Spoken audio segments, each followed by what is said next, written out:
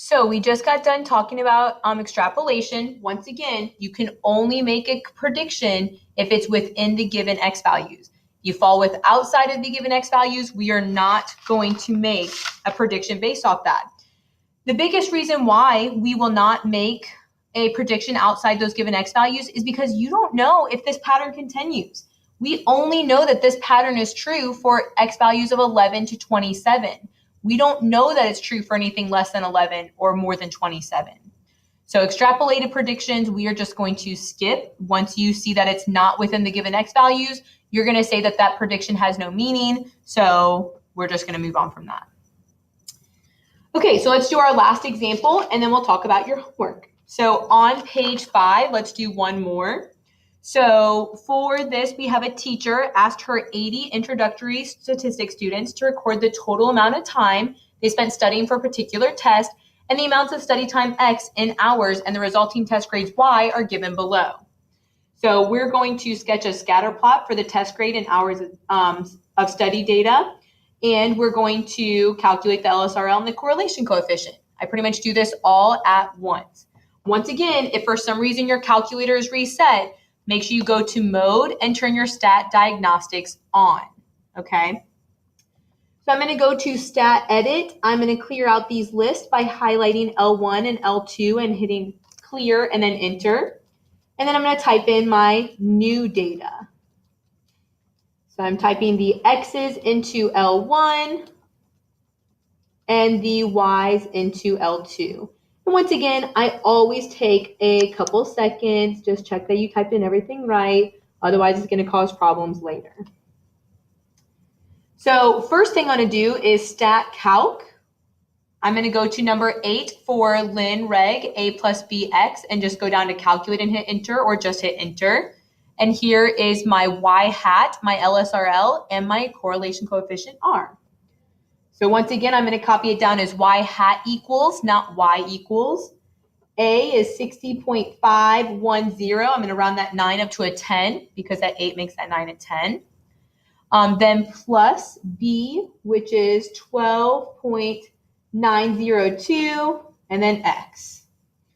Okay, just make sure you pay attention. If that was negative, then technically it'd be minus. My correlation coefficient is 0.812. I'm going to go ahead and go to Y equals and type in my new LSRL, so 60.510 plus 12.092X. I already have plot 1 on because of our first example, so second Y equals, plot 1 is on, so I'm just going to hit zoom number 9. So zoom 9, and that gets me my scatter plot with my LSRL. So let's see. Something like that. There's one. A little bit lower. So I personally always type in the LSRL, and that way it gives me a good reference of where these points should be. Okay, it's not like it has to be perfect, but it has to be a decent sketch of what you actually see. So there's my scatter plot with the LSRL. Okay, so now let's go ahead and go over the interpretation of the y-intercept, the slope, and the correlation coefficient. So for my y-intercept, remember the y-intercept is A. So I know that A equals 60.510 when X equals 0. So this actually makes sense, okay? X is study time in hours, and the resulting test grades are Y. I need to know that for my context. So when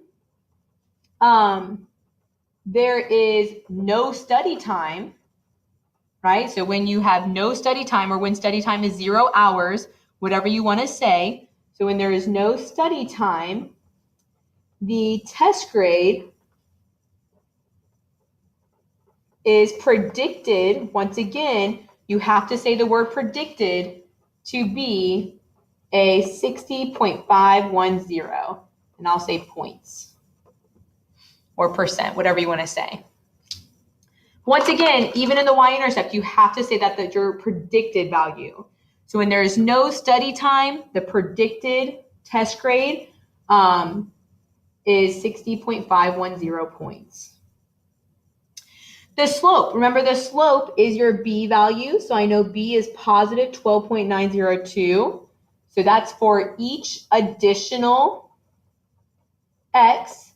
So for each additional hour of study time. So for each additional unit of X. So for each additional hour of study time, okay, the predicted, once again, you have to say predicted, and then increase or decrease. Well, since my B value is positive, that's going to be increase. So the predicted increase of the test grade, that's my Y, is 12.902 points. And if that's true, especially for this test, I hope that all of you guys are studying, because 12, almost 13 points for each additional hour of study time, that's a big difference, okay? And then last but not least, your correlation coefficient. So the correlation coefficient we got is 0.812. So I'll say that there is a, in this case, strong, because it's between 0.8 and 0.8 and 1. So there's a strong, it's positive, so positive linear relationship. You have to say that it's linear between X and Y. So between study time in hours and test grades. Okay. So now let's finish up talking about our extrapolated values or not. So let's see, for our LSRL, they want us to predict the test grade for 2.5 hours of study, which is X. So we're going to show our work. So Y hat equals 60.510 plus 12.902 times 2.5. No matter what, guys, find the value, even if it's extrapolated or not. Oops, I hit enter too soon.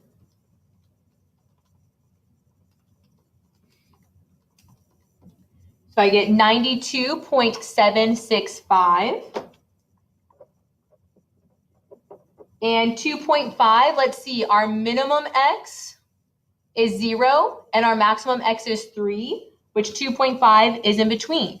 So our min is 0, our max is 3, so that means our prediction is okay. So I would say the predicted test grade